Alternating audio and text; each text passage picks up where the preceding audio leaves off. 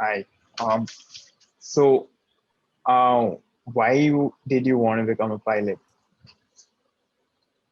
I don't know. It was just one of these things which I never really thought about before. And I never had a plan B. It was something I set myself to when I was 10 years old. I had a friend who was also a pilot. However, he was my very close friend, but he was 10 years older to me. And he had just gone through flying school. He had struggled to get a job also. So I had an idea of what it took to be a pilot at a very early age. And my grandfather was also a pilot. I wouldn't say that was really a motivating factor because he was very, very old, and that era of flying was very different from what it was now. But I always wanted to be a pilot. I was always fascinated with aviation, and more I read about it, the more I fell in love with it. And that was my only plan. That was my plan from the day I started, and I love it. So that's why it's not something I put a lot of thought into. I never had many other interests. I had lots of interests, but aviation was always my primary goal. But you're a commercial pilot, right? Yeah, that's right. So was that always the goal, or did you want to get into the army or something else in terms of? So my goal is always into commercial aviation. I have a few people I know who are in the Air Force, and I know the life. However, it wasn't the life for me. But the flying in the Air Force is the best type of flying you can get in terms of exposure.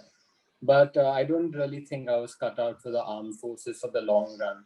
So I chose to stick to civil aviation, and the opportunities that were available nowadays in civil aviation are quite large.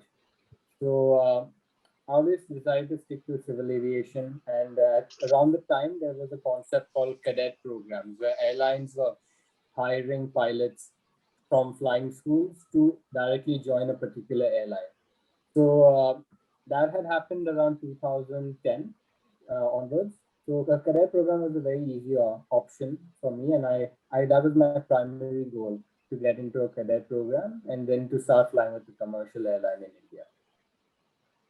So, what did you have to do to become like after like 12th grade? And was there like any criteria with schooling?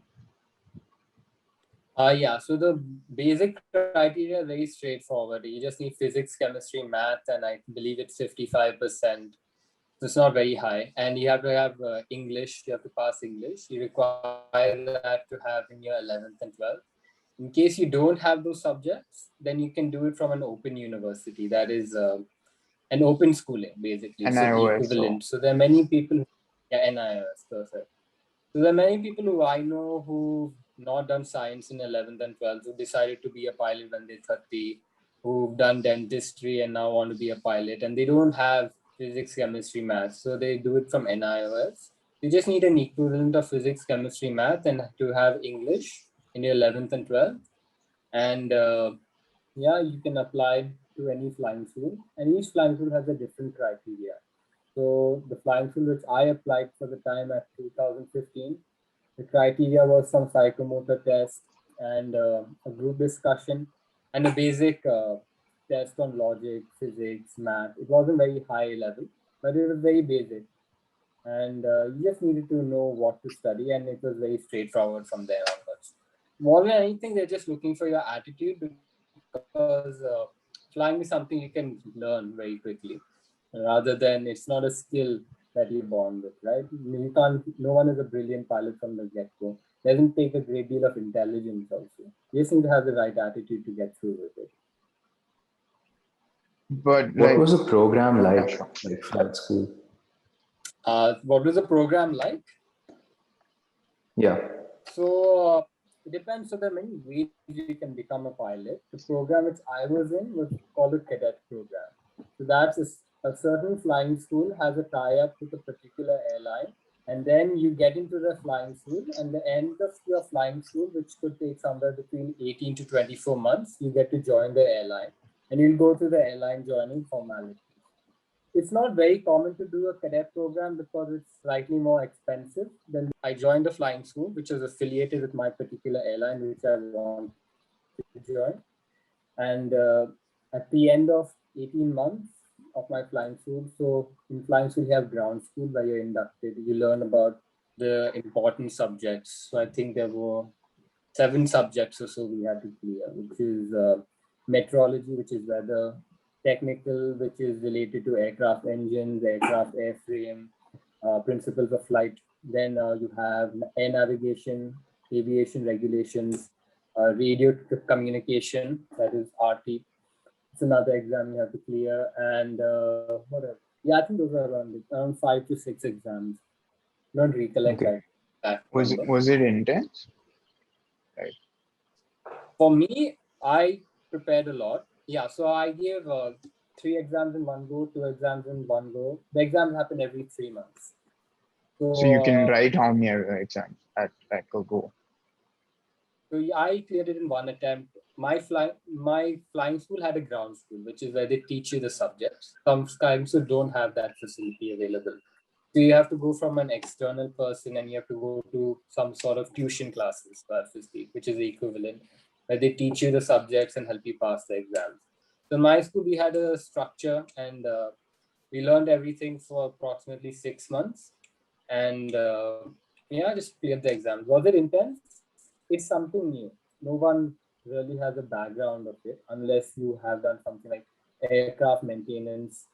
So regarding aviation regulation, air navigation, metrology, most people don't have a background about it. So you just have to learn about it. And yeah, it was slightly intense, yeah, but it's just like studying for a board exam sort of thing. That's how But how was it when you finally became a pilot? Like, what was the feeling? what do you define as finally become a pilot? So as in a commercial pilot, Yeah, my like first flight. once you like no, like I think when you pass, they like give you something, right? Like there's a ceremony. Yes. Okay. So in flying school is a formal ceremony where you clear the ground school. So just like how we had ground school in flight school, once you join the company, you also have to go through approximately 45 days of ground class, where they'll teach you about the company rules, regulations, about the particular aircraft. You'll be running through a very technical series of courses which are relevant to commercial flying. In flying school, you're flying the smaller single engine aircraft. In commercial flying, you're flying the A320, which is a quite much larger aircraft, 37 meters compared to say 3 meters. It's quite a big difference. The systems are different. So at the end of the ground school in the company, you then have a little ceremony, and that ceremony is nice. Your family gets to come to see you, and you, it's like a normal graduation ceremony sort of thing. So, and it's mainly for the family. At least for me, I've always had the mindset that what's the next step? What's the next step? What's the next step? But at the end of ground school, I knew how much there is to learn, how much work there is to be done. So I'm fully aware of what it was like, but I don't think I ever sat back and reflected and said, "Oh, I'm done now." No, that's never the attitude I've had. It's because I'm always aware about the next step, and you always got to work towards that. But what about the first time like you took off and you were in the air? Like the first time, how was that feeling? So the first time in once again, just say first time in flying school or first time in the larger aircraft. No, no, the first time in flying school. Like the first time In you. flying, first time, Which yeah, one do you remember? Like clearly. I remember both clearly. But here's the thing: it's most people tend to think that flying is a very they tend to look at with this romantic or fantastic lens that you have freedom and it's something which is beautiful, artistic. But no, that's not the case at all. It's something that's very analytical, very technical, and there are always multiple things going on at the same time. So you are getting acclimatized to where does your attention go, what do you have to do when, because things are happening, at least, you know, as I described it, is you can practice for something on the ground, but when you're actually flying, it feels like your life isn't fast forward.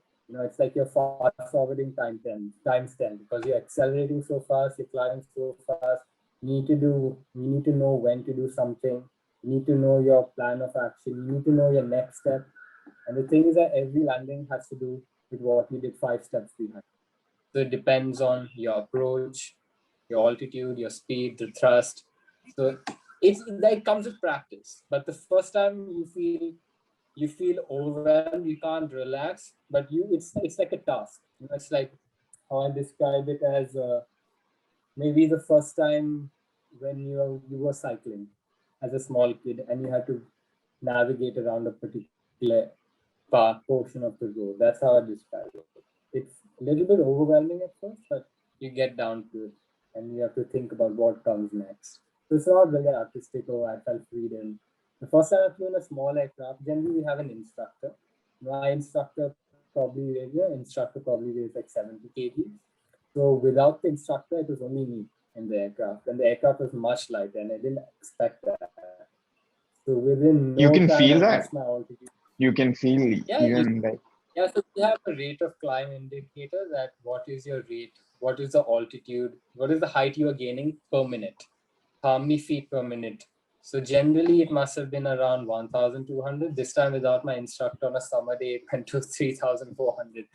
So, things are unexpected and you're like, oh, wow. And then you just have to react to the situation when it comes. That's the best way I can describe it. But I'm sorry I can't give you a very good answer that it felt like freedom, it felt amazing. It really didn't feel like that. It's your train. If you're trained for something to do for months and months, when it actually comes to the task ahead, you just do it. And you don't really think about, oh, I'm gonna remember this day forever in that point of time. At that point of time, you just concentrated in the moment. And that's just how I am. I'm just very present when I fly, just concentrate at that moment. Don't I try think to think I about think that's important. or I mean, nobody'd want their pilot to be like floating in the air while he's flying a plane. I think they'd have to be I mean, present. you can afford to relax your mind. I'm not saying that these are critical phases.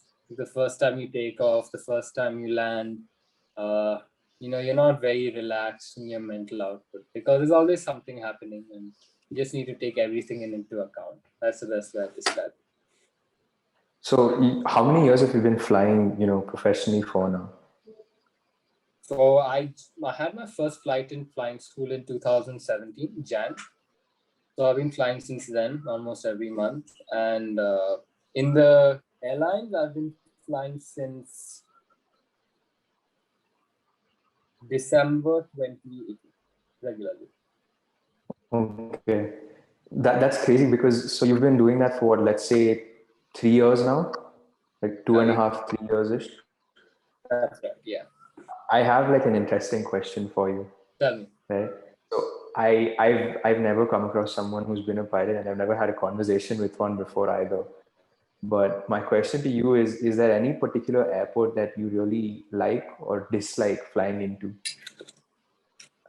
That's a good question. Which I like. I can tell you which ones I don't like, that's for sure. The ones which I'm not very fond of are any military airports in India. Like quite a few. Pune, Bagdogra, Vizag, Goa. It's not that you don't like them, it's just that there's always something slightly unexpected which should happen. There's always some construction going on. The systems, the instrument systems in the airport can be a little buggy at times, things are not as reliable. There's always something happening, especially in these coastal areas. So there's always there's always something happening. For example, in Pune, there are cycles which are allowed to cross the runway, and then you're lining up and you say, what's the cycle doing over there? And you're just suddenly confused. So I'd say military airports are always a little tricky, Chandigarh, because the taxiway markings, you need to be very situationally aware of what is happening because it's not very easy to, especially on ground. Military airports on ground aren't the easiest, so the markings aren't very standard. So those are tricky. Apart from that, which I don't like, give me a minute.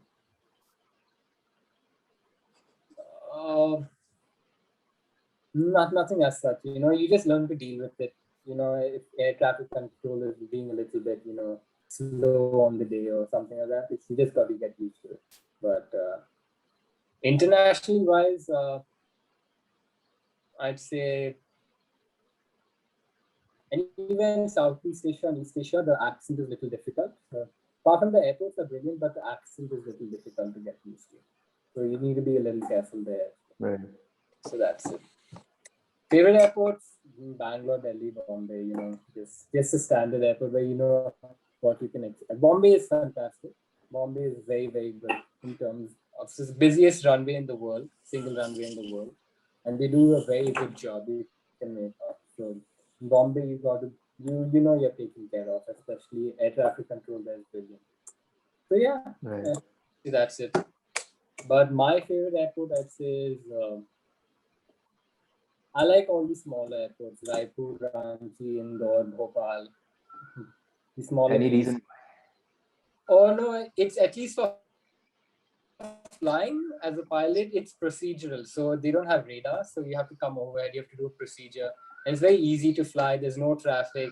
There's just you can pretty much plan your flight without any headaches. You come in straight, Okay. you can leave in. You don't have to deal with other traffic. That's the main reason. So it's very straightforward to deal with. Always a pleasure flying that. Anytime East India is also fun. Anytime in East India you get bad weather there. Weather is not the best. Kolkata and monsoon.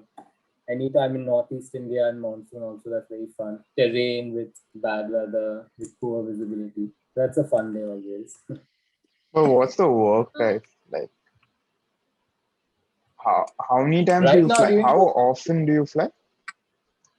pre-COVID or right now? No, pre-COVID.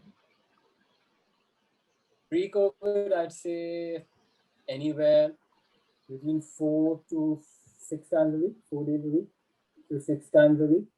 The thing about my study was that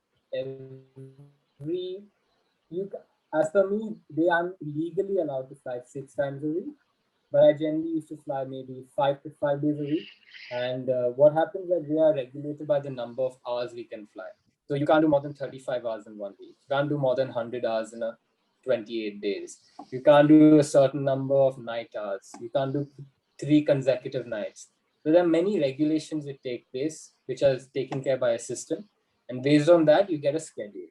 So sometimes you can be flying at 5 in the morning, the next week you could be flying at 9 at night. So it's completely erratic. So there's nothing particular, but I'd say on average, I do 4 days of flying, and in each day it could be anything from 2 flights to 4 flights a day on average.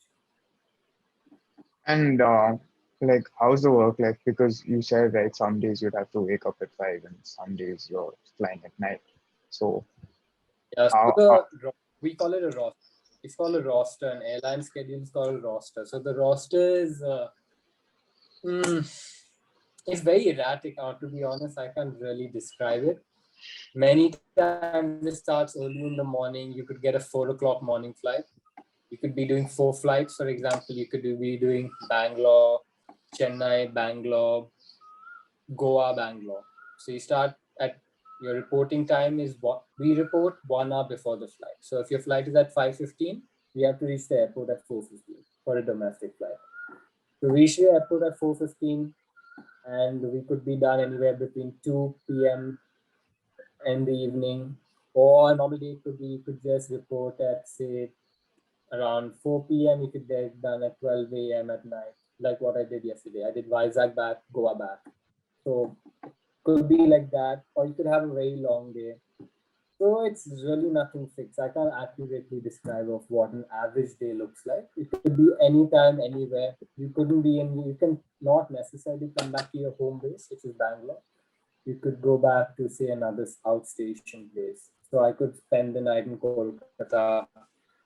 You could spend the night in Chennai. I could be in an international place for the night as well. So it really does depend on your schedule. So I can't accurately describe but it. In my airline, it's very erratic. how often, like, do they tell you well in advance, or is it when do you get your notice? Yeah, that's schedule at the end of the month.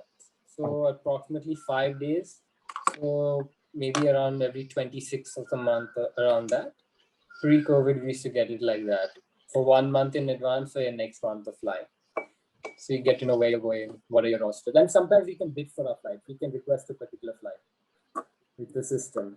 So if you want to do more layovers, if someone is a bachelor and doesn't want to and they're staying out of their normal domicile base.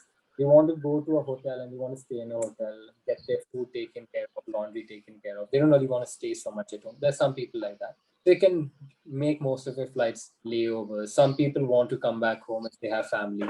So we can choose, we can most likely select the type of flying we do. So, how's the experience like when you travel and then you have to spend the night somewhere else? Like the company takes care of everything, and is it good or is it like just on point? The company takes care of everything in terms of transport to the hotel stay. Hotels are always very good. And if, for example, the hotel doesn't have a particular facility, we have a particular list of hotels. So we have notices to us. So if you want to, for example, know which hotel you expect to have in this place, what are your entitlements in the hotel? Can I take my family with me? So we have a list. There's a whole bunch of procedures. But say an average lay, it's called a layover. An average layover for me would be something between 14 hours to 20 hours between that. So, for example, I land at 8 p.m. The next day, I could expect my flight to be at 1 a.m. or say it could be even at 7 p.m., something between that. So I just sit in the hotel. In some cities, I visit family. In some cities, I have a plan. I tend to go out. I have a few friends. In other cities, if it's international, I like to be alone and I like to walk around and do some shopping and go around the city. But the main thing for me is I just prioritize my rest. So if I have, for example, a 11 p.m. flight, and if I expect to fly around 8 hours, so I'm flying from 11 p.m. to 7 a.m., I'll make sure I get my sleep. I'm well rested before the flight, and then I plan my day accordingly. And what's like the best uh experience you've had like on flight? Like from a place to another place and then visiting that, like international or domestic, whatever. Best experience? I generally do enjoy a new city. So I went to Singapore after like 10 years last year. So I explored, walked around Hong Kong, walked around, you know, just without a map, without any phone data, getting my way around. I like walking a lot. I can walk a lot. When you're exploring a new city, in a new environment, you don't really get tired. So that was fun. I do love Kochi also. I like Cochin a lot, especially Fort Kochi side. I didn't even know that area existed. I stumbled across it. That was lovely. I love Kerala. Kerala, there's always lots to do, in terms of exploring near the hotel, especially Cochin, Trivandrum, Calicut. Those are lovely places. So I think those are my favorite places to go to. Anytime Bombay, I visit family a lot. So that's also nice. What's the worst You look experience? Worst experience. The worst experience could be, if the hotel screws up. They mess up your laundry, they burn your shirt, they tear your socks. Generally, mishaps with hotels do happen from time to time. Yeah, the kitchen is closed at 9:30 at night and you can't get dinner, stuff like that. So just related to hotel stuff. But that would be the worst experience. I can't pinpoint any experience. You just get on No, with it. what would be like the worst flight experience? Like, as in unexpected events or the most unexpected event? Most I'd say weather. Whenever you have bad weather, that could be unexpected. Sometimes you tend to have technical issues also unexpectedly. So that could be there as well. An aircraft, at least the aircraft I fly has over, maybe you could say 800,000 parts. So one point of time, one computer, the interactions with each other, a system, a particular section is bound to, not fail, but not behave in the way it's supposed to behave. And it's not never affects flight safety, of course, but it's not optimal. It's aircraft is still very airworthy to fly, but so you could say stuff related to that. Technical issues do happen from time to time. Diversions do happen from time to time due to weather, due to a technical issue. So yeah, I've had a few diversions. I've had 3 diversions. So yeah, so that's always exciting. That's always something to do over there. And most of the failures and the exciting stuff happens in our simulators, which we do every 6 months. So we prepare for all the failures, all the contingencies, and particular types of situations and emergencies in the simulator setting. So that's always the most fun that we do. And sometimes it does tend to happen in the aircraft. What's a place you look forward to going to that you haven't visited yet?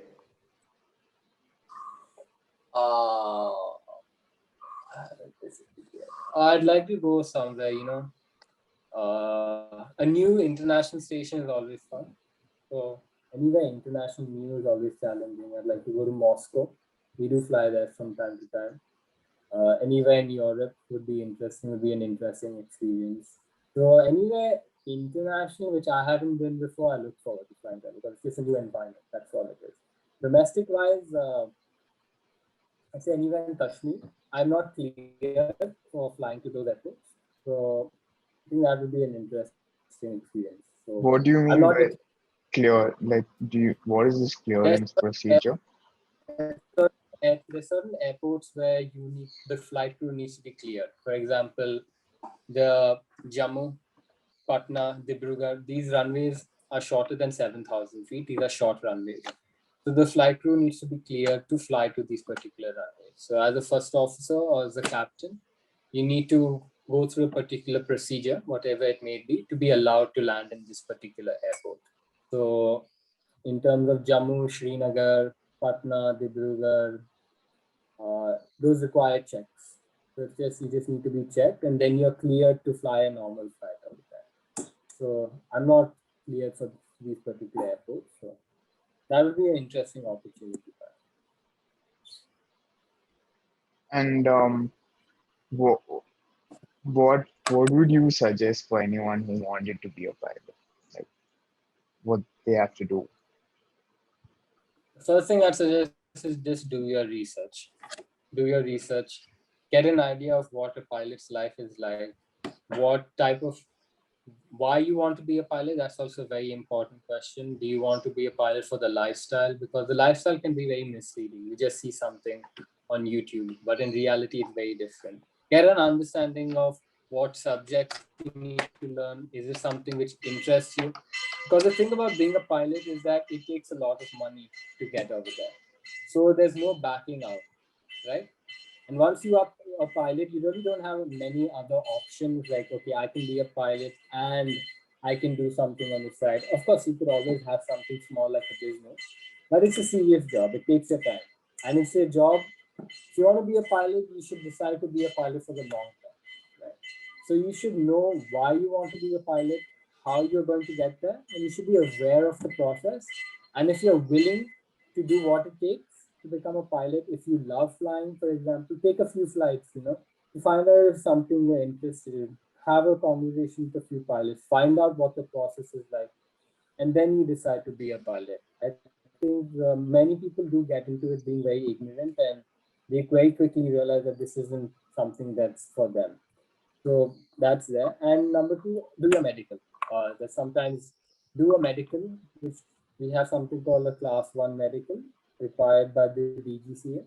So do a medical which will determine whether or not you can be a pilot. For example, some people, for example, you may not know, but you may be colorblind. You may have some particular issue with your lungs. You may have a particular issue with your nasal septum, for example. You may have a hearing issue which you never knew about. So do your medical, and then also find out what it takes to be a pilot. And then after that, find out how you're going to become a pilot. Do you want to join a cadet program? Do you want to join a regular flying school? Do you want to join the Air Force, for example, if that's something you're interested in as well? So find a route, find out people, do your research properly. That's what I would recommend to do. Yeah. So I have another question. Do you, after like you said, you wanted to be a pilot since you were like 10, and now you finally are. Do you enjoy it, and has it lived up to your expectations? Do I enjoy it? Yes, I love it. I mean, I never wanted to do anything else. As a listener, do I enjoy it? Yeah, I do love it. I mean, but when you do something for so long, I'm just telling my current state. Yeah, most people tend to become complacent and take it for granted. But I do love it. There's so many things I do love. For example, I never see the same person every day.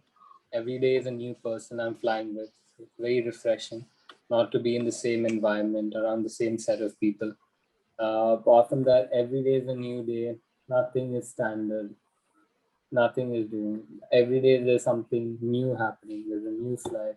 There's a new place you have to go. There are new procedures you have to follow. It's very dynamic, and you always make some mistakes. There's no such thing as a perfect flight. You're always trying to better yourself in a flight. Nothing is perfect. You always think that, oh, I could have done this a little bit better. I could have done this a little bit better. So you always have that opportunity to improve and reflect. You never get complacent. So that's something I like about it. And it's very demanding also. So it's important that you take some amount of stress, but you can't take too much stress. Otherwise, you crumble. So that's what I like about it. Has it lived up to my expectation? I mean, yes, there are many things which caught me by surprise, as in how demanding in terms of it can be, like waking up consecutively early morning, trying to manage your rest, not getting a chance, for example, have a to meet people who have a regular 9 to 5 job. You can't necessarily meet anyone at any time, so you have to plan in advance. So that way speaking, yeah, that is something which I knew about, but wasn't fully aware of how it could turn out. And how strict is it? Like in case, for example, if like you fall asleep instead of reaching the airport, what happens then? Or if you have like a fever, like the night before flight, what happens then? Like, Or you can always report sick if you're not feeling well. It's completely fine. No one's ever going to question you about that. If you're not well, if you're not fit to fly, you report sick, that's completely fine. If you're not feeling well rested, you can report sick as well. But at the end of the day, you have to discipline yourself that you need to do what it takes to get the rest. So you need to monitor yourself. How strict are they? I mean, if you don't report for a flight purposely, there you will be having some sort of punitive action, which I'm not very aware about because I've never done it. If I miss a flight, if I miss an alarm, I'm not quite sure. I mean, people do report late. It happens from time to time. You can have unforeseen situations. Your taxi may not show up. There may be traffic, for example. You could get delayed in that. But apart from that, how strict are they? I mean, it's a professional job. At the end of the day, there are 180 people who want to go to their destination every day. They expect you to be there on time and to be professional. And if you don't live up to that, I'm sure there are consequences. and I have one last question for you. In the scope, like once you go through everything, right? Flight school, training, everything, and then you become a pilot. What's next? Like you said, in your head, it's always what's next, what's next. So what's next for Farhaan Lala, and what is like the final goal for any pilot? See, the one thing about aviation and becoming a pilot is you can reach the highest level in a flight within 5 years or in 6 years. You can become a captain within say 5 to 7 years. It's very possible, even less than that, in fact. So if you're ambitious, you could always, you could get into training. You can become a trainer. Some people who train other pilots, new first officers, new captains, they are trainers. You can become a simulator trainer. You can become an examiner. That's an option as well. Or you can become a management pilot, depending on your organization. You can become a pilot who takes care of particular policies, particular for example, we have chief pilot of digitization who's responsible for the digitization processes of pilots. Pilots who take care of logistics, who overlook it and help, who are, you could say these are company pilots. We call them company pilots because they are deal with the corporate side of life. They are where they deal with the hotels, they deal with the meals that you eat and things like that. So that's always an option. As for me, the thing is you can reach, you need to be happy of where you are, right? So I feel that many people nowadays they always want to reach, become, have the next level. I'm just happy where I am. It's gonna happen one day. I'm gonna become a captain, whether it be 2 years, 6 years, it's gonna happen. Just enjoy the ride. And once you are captain, There's no harm being a captain. You can be a captain for a very long time. There are many people who just like the lifestyle. And it's a job at the end of the day, which you enjoy, which I enjoy. So what's the next step you're asking me? Next step would be becoming a captain whenever it happens. It could be in a couple of years. That's the next step. And there's always something happening. The aircraft changes, the new procedures. So you always have to learn. So that's a good part of it. So as for the next step, just enjoy the moment, and whatever the next step may be when it comes, I'll prepare for that. I have one question for you. Yeah. It might be a little controversial, but I just want to ask you. Boeing or Airbus? Boeing or Airbus, huh? In terms of pilots, Airbus. Airbus is easier to fly. Not easier to fly, I think I just did.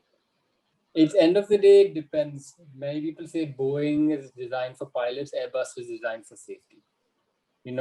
So in terms of flying wise and comfort wise, I don't think there are many pilots who would say I would sit in a Boeing for 10 hours.